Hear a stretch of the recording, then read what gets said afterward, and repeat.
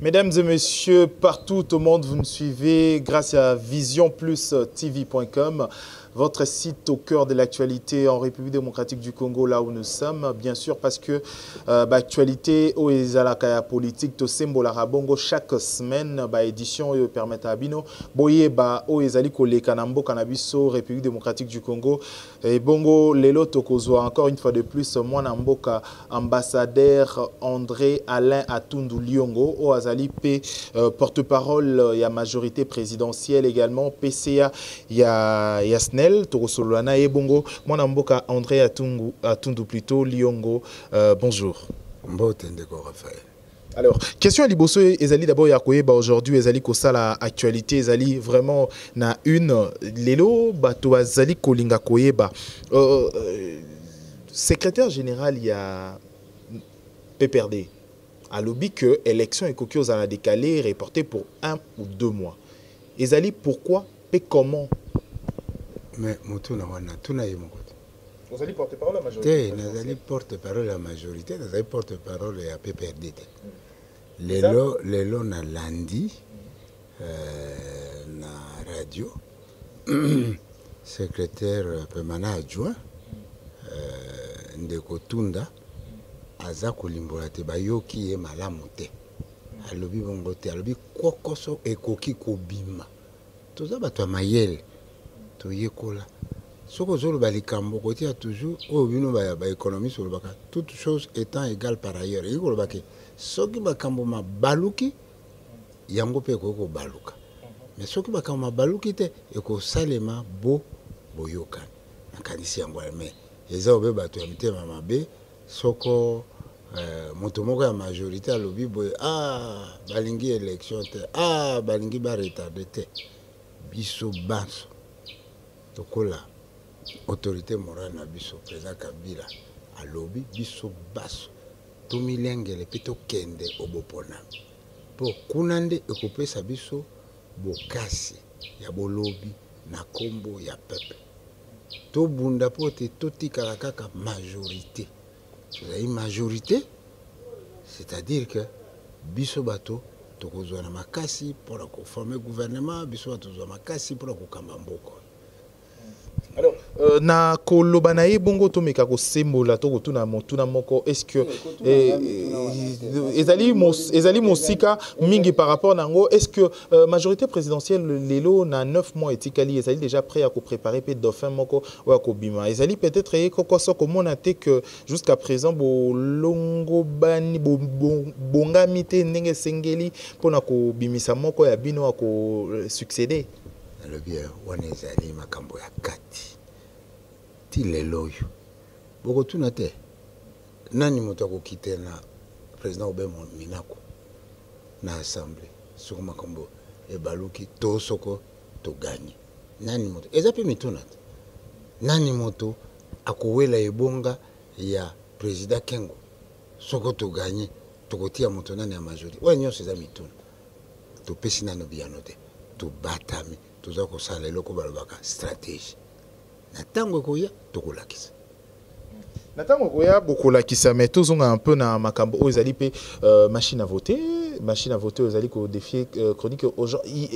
Mikolo Eleki moqué toki ambassadeur plutôt ambassadeur il y a Union européenne ou il y a lobby à Sengi un peu d'éclaircissement makambo ou Sengi machine à voter. Est-ce que à part question aux ali ko senga un peu sagesse na yo kaka juste to boye binayo pe est-ce que ceux qui na 2006 to zaki na problème na ba bulletin de vote 2011 avec des problèmes est-ce que machine à voter et qu'on facilite biso climat de paix après les élections? Le climat de paix ni problème à machine ni problème à armement. Parlons de tricherie. Ni problème à tricherie. Tricherie, machine à voter, bitumba et utakana motema ya moto. Il faut moto na moto azana motema te na landanzela semba. Makasi oyo soko lingi tricherie ezala te oyebisa bato na bino makambo mibale de bino bo triche te pe botala baninga ba triche te mais soko olandi ba préparatif ya ba témoin omona ke bato bazolanda yango mingi te Et tant que kokoma wana témoin azalaki te batriche bate na mayele na biso bato ya majorité likanisi moko ya kotriche eza ite likanisi moko ya kotriche eza etumba oyo okokokweya mpe soki okwe omibongisa mpo olobi obunda tala ezaleli elimo oyo biso toza nango wana état d'esprit tolobi tozokende tumba tokutola bokasi ya moninga te toyebi ke toke kuna ba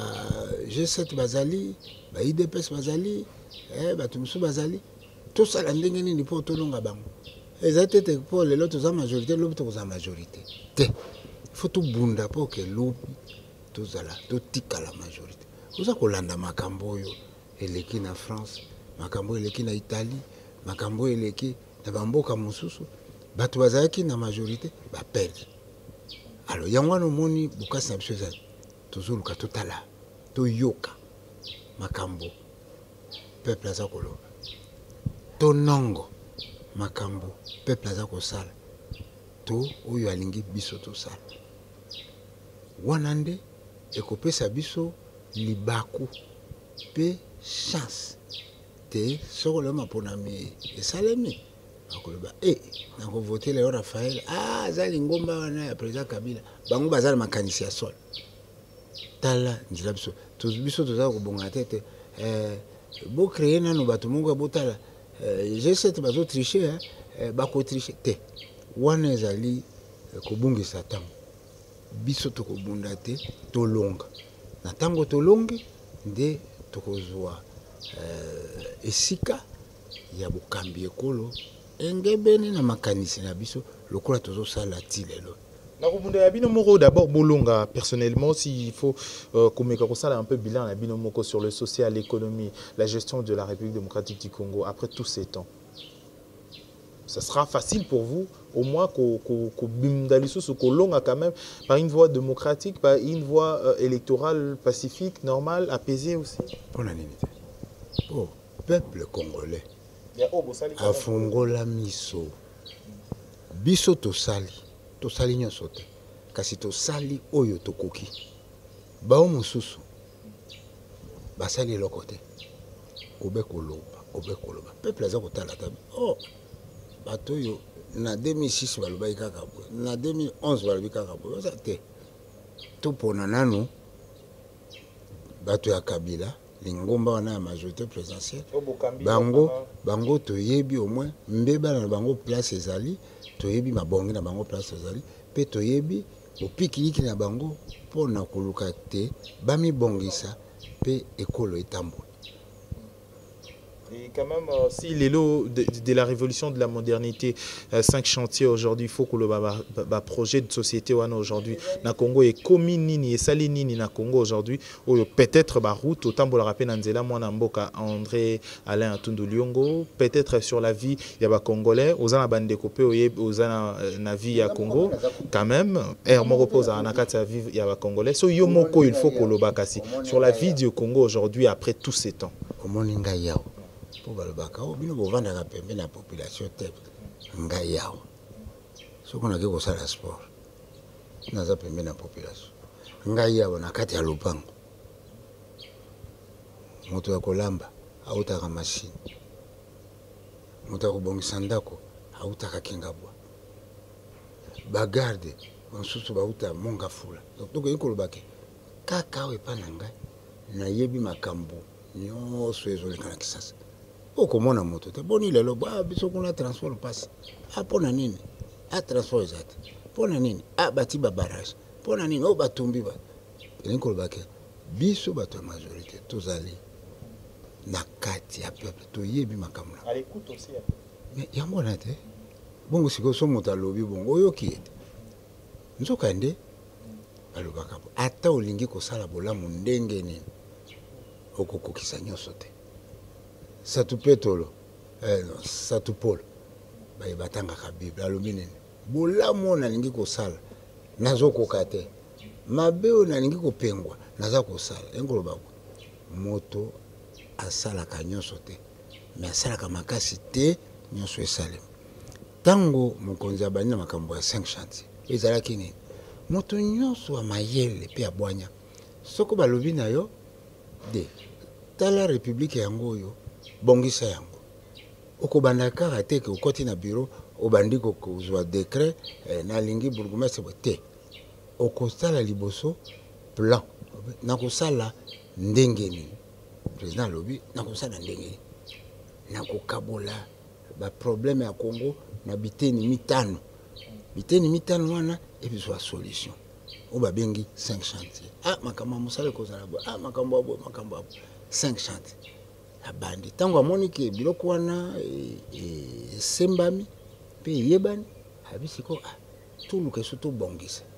ntango toyebi ke eloko boye ezangi eloko boye ezangi tokosala moke ndenge nini tosala mpo tobongisa lisusu mingi nde révolution ya modernité alobi spo te tobongisa eloko elingo baso tolobi eloko ekutola pasi ya bana ya Congo obosalaki eloko ena ya mibale esepelisa mwana ya Congo obosalaki eloko ena omoni lelo oyo napesa ndakisi révolution ya modernité oye okoti na fulafula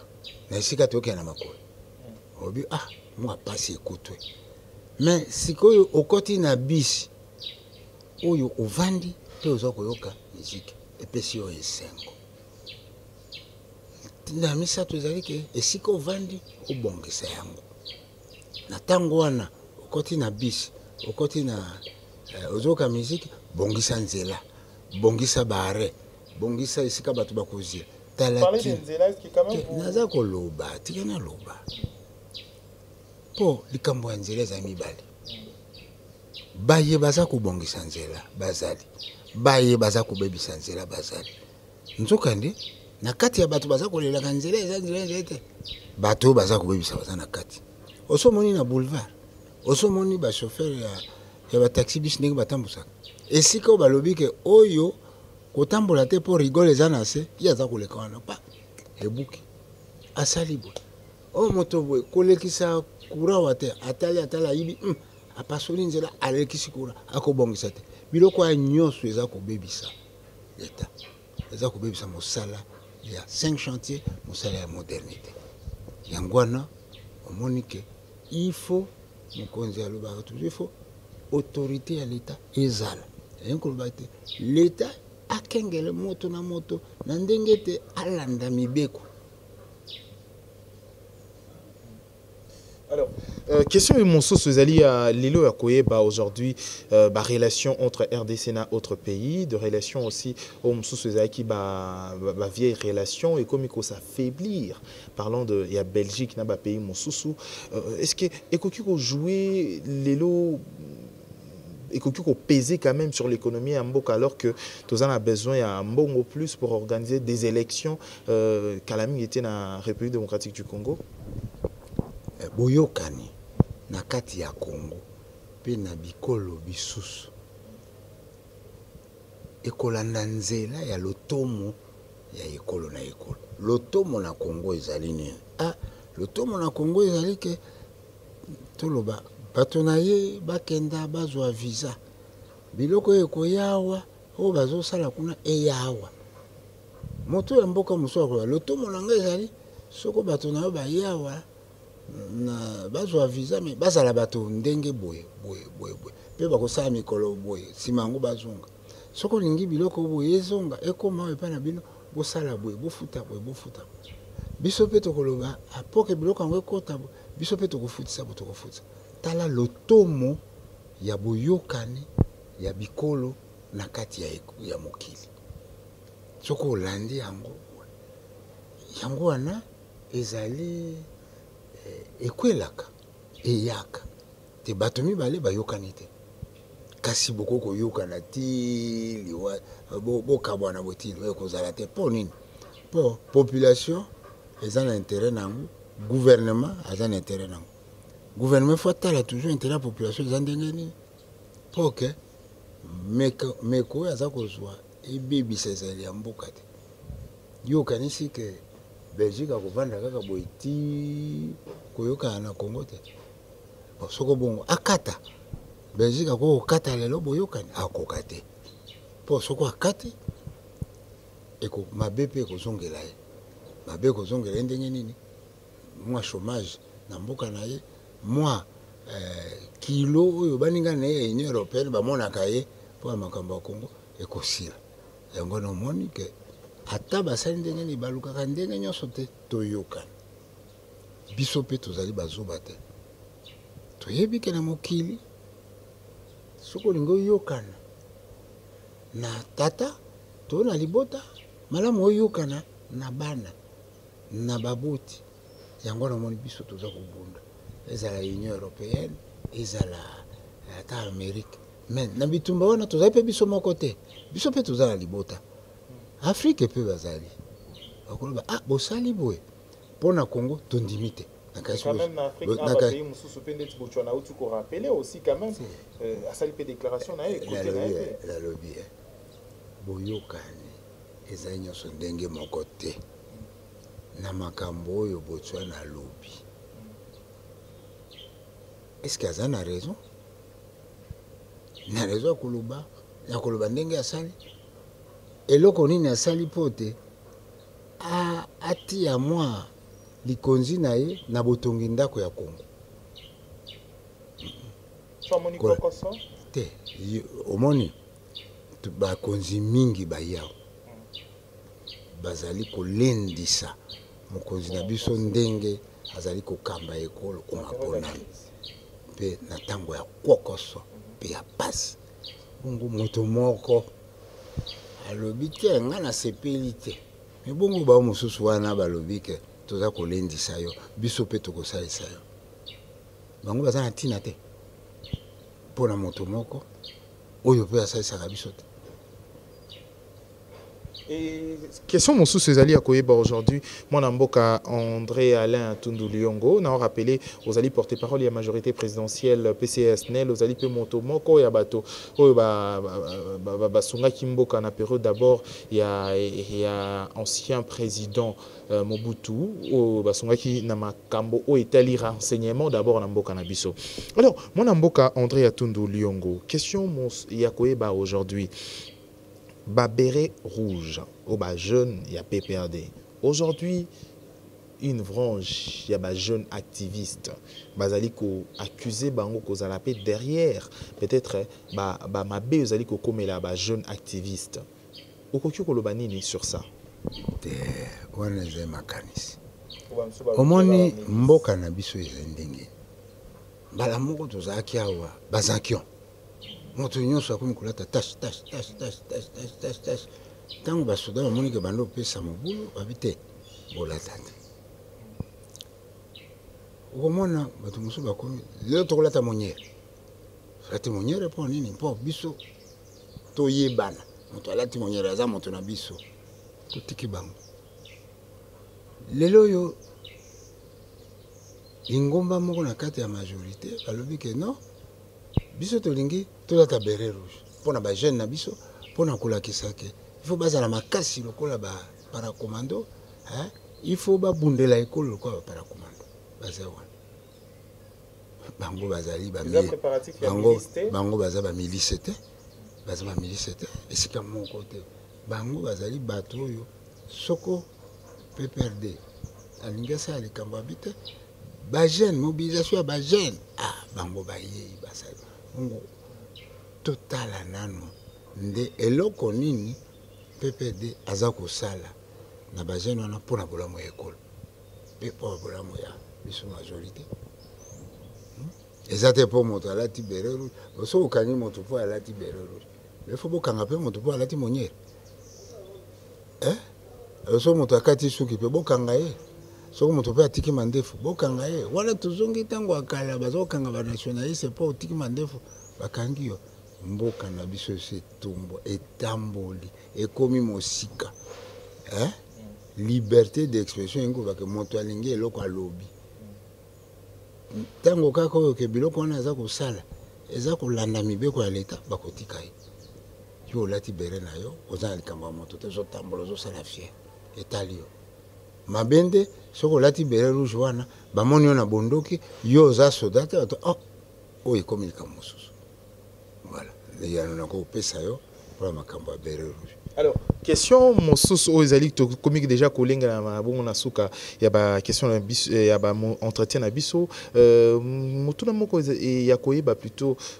moko ya ba activiste moko akoyaki azali pe ancien médaillé azali pe champion moto ramenaki au moins ba médaille na Congo azali sportif aguerri oyebanaki na mokili pe ya poto Roxy Chimanga et nouvelle yango esali yo boni mwana mboka André Atundu Liongo ya liboso Congolais nyos akokufa na likama ya likambo ekoya kozwa ite kopesa mawa Roxy Chimanga epesi mawa lokola baye basusu baso bakufaki mpona marche wana epesi pe mawa ya mibale ezali likama ekwelaka bato nyonso omona ezali te mpo oza vedette nde oza esu moto te okaka Robi boye moyibi alandaki ye abomi ye moto boye azalaki boye akufi moto boye wana ezali mokano ya Nzambe mais biso toza koregrete ke bajeune CLC atindi bajeune pamba alors que élection ezali date ezali et puis akosi bango botambola na sapele botambola na Bible botambola na kurusi soko osali likambo ya ndenge wana elingi koloba ke makambo oza kosala ezali makambo ya Nzambe emonani polele te makambo wana ezali makambo ya Nzambe to eza lokola olingi bokosa Nzambe mpe bokosa bakonzi lokola bayi polisi mosala na bango ya kotala te mibeko ya leta etosama mokonzi etuka na biso ya Kisasa awa alobi bamanifestation publique wana botika nano ngai nalingi mingi koprepare baélection bango balingi kotosa te eza mabe bayi katolike ifo bapesa ndakisa ya botosi moto mangbongi mato emangbongi moto makasi eza na ntina te mpo leta azali leta. Est-ce que makambo oyo l'État azali kosala pour l'église catholique eza kobebisa boyokani oyo Vatican na pape basali na République démocratique du Congo balanda yango kuna na kati pe d'ailleurs basinya soko sango moko abebisi il faut bamema ye na tribunal mais boyebisa mokonzi na ye mpo okeye koma na pape boyeboye tongi koloba nini bayi catholique il faut totosa mibeko ya leta parce que ata ntango ya kala Yezu azalaki na ntango moko ya matata mpona bana ya Yuda barome baza kokonza bango na ntango bato basepeli babia moto moko abimi kuna aza koloba te ye mokonzi ya bayuda boye aye kobikisa biso baye kotuna Yesu aye kobikisa biso alobi me bokonzi na ngai ya likolo oyo ya César botikela ye oyo ya Nzambe botikela ye me yango epekisaki eteke ntango amoni ke bateki biloko bakomi na tempelo abengani bango mpo wana basalisi bakoteli makambo ya Nzambe me ndenge bato bako soko bayi katolike balingi bako kosala politique baza société civile alors wana soko za société civile otiki kuruse pembeni otiki Biblia pembeni otiki sapele pembeni ozoki en application ya accord pour rappeler quand même ba politicien na mise en application ya accord o bango ba moni jusqu'à présent côté mosusu ezali violé na lobi boy soko balingi kosala yango bakosala yango bo ecclesia te bakosala yango bo lingomba ya société civile lokola te basala yango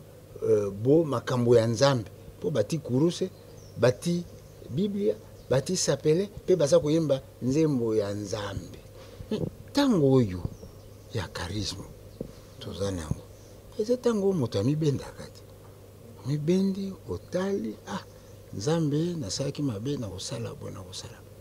eleki mikolo bapesaki ndakisa te oyo ya masenginya amemi yezu omoni biloko oyo okozwa yango yezu alobi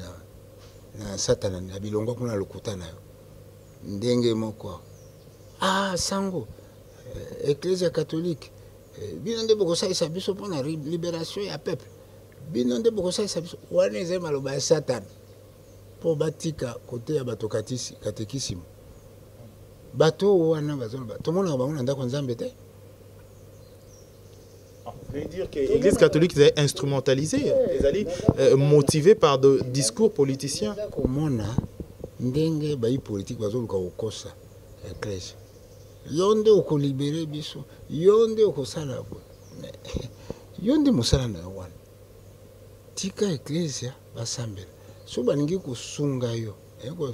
kozala nsima na makambo politiki batiki kuruze batiki biblia batiki sutani na ndako nzambe baye bo bana mboka mpona kolobake biso tokanisi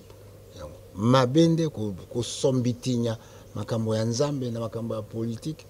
wana eza mabe mpo ekopesa mobulu na mayele ya bato bakomanyola lisusu te bakoyeba lisusu te oyo eza nini eske tozokenda na ndako nzambe mpo biso baso tolanda makanisi ya politiki ya sango to tozokenda na ndako nzambe mpo biso baso tondimi Yesu Kristo mokonzi. Donc comme Nabiso Nasuka entretien Nabiso qui vraiment entretien moko riche na sagesse et également en même temps na koyeba peko solona ba congolais aux qui ba question il y a actualité à République démocratique du Congo évidemment aussi na makambo aux lié na social et les 30 quotidiens ya ba congolais il y a lelo ya lobby pe ya mikolo et utikoleka qui bon na mona mboka André Alain Atundu Liongo oyo azali bongo porte-parole ya majorité présidentielle, ambassadeur honoraire. Tout comme nous avons su entretien nabiso et le koni yokokyo lobela ba congolais ou bazali kolanda yo à travers le monde na médias en ligne ou encore na diaspora. Bon, pona ba imboka baso ozala na libanda tozala na kati. Esengeki to sala makasi tu mikoti sanzoto pote maponami masalem. Tina ya maponami ni tina ya maponami ezali kopesa na peuple libaku ya kopona baye bakokamba ye lobi kolobake lelo soko moto ya zeko kamba to baye bazali kokamba babebisi na tango ya maponami peuple azwi libaku ya kolongola moto wana pe ya kotia moto mosusu yango tosala makasi po tozali bato moto na moto azana mbeba moto na moto azana mabongi bongo na tango ya maponami tokolakisaki biso bato ya majorité tozali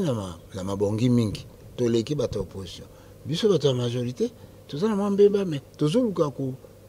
komibongisa tozoluka te ekutwa tango tozobunda bitumba wana eza na ntina te ke tobetana eza etumba ya maloba yo ozali boye ngai nazali boye ngai so bokomi na maboko bokomi kobeta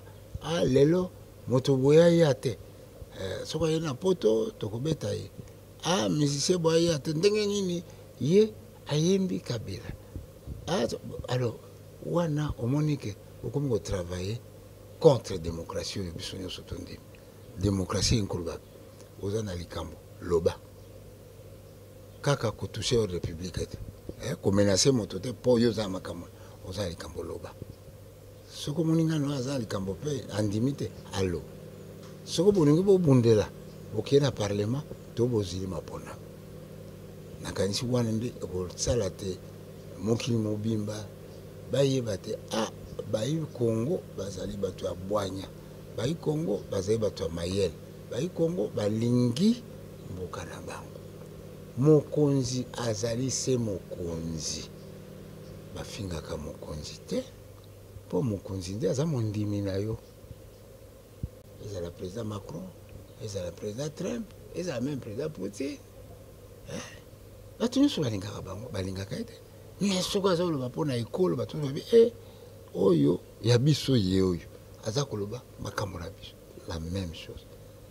Kabila azali mokonzi na biso ntango aza koloba makambo ya ekolo esengeli tosunga ye tomona soko tondimi te tokoyebisa ye na kati ya parlement tokoyebisa ye na tako ya vote soko tolingi mpe immédiatement toyebisa ye tokosenga te sala référendum mpo tokoyebisa yo likambo kasi makambo ya bitumba kosopa makila eza kosala pasi mpe mawa mpo mingi ekufaka na ntango wana kaka ba innocent policier azokengela ndako ya leta azokengela chambre froide soko nini bato bayebwe kaka po alati uniforme batumbi azokengela siège ya bajene ya PPRD kaka po aza soda batumbi one mboka ekobonga ndenge wana te yango wana fo tolanda ndenge mokonzi ekolo président Kabila aza koloba tomilengele na maponami tomimemia po te moto nyonso na kati ya Congo azali na droit ya kolakisa te alingi mboka na ye na ndenge alingi ndenge ye alingi elengi ekokani na oyo ya yo te tikai ligne moko alima moko eza kaka totaka moko etika kaka atika kobimisa mobulu soko obimisi mobulu ozwi likambo na leta soko osali ndenge leta alo abotombeli mpe bato yango lokola ezaka esi ezamba ya liboso mpona mbula oyo atombeli bango mobungolamu nzambe abatela biso na bango ndenge abatelaki biso mobu moleki mpo te mbula ya nsima tokoma mpe tokoma ndenge kaka tokomi mbula oyo elingi koloba na nzoto kolongonu mpe na bwanya. Merci.